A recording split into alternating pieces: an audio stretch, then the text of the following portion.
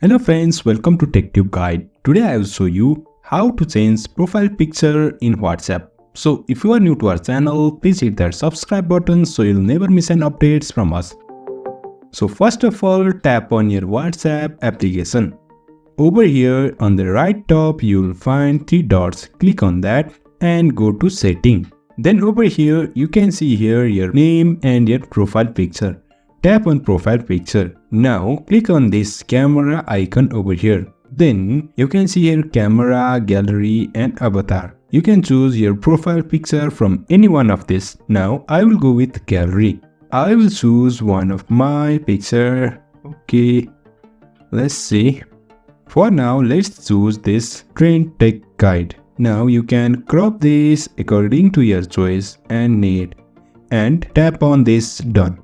You can see here in this way we can change profile picture in WhatsApp.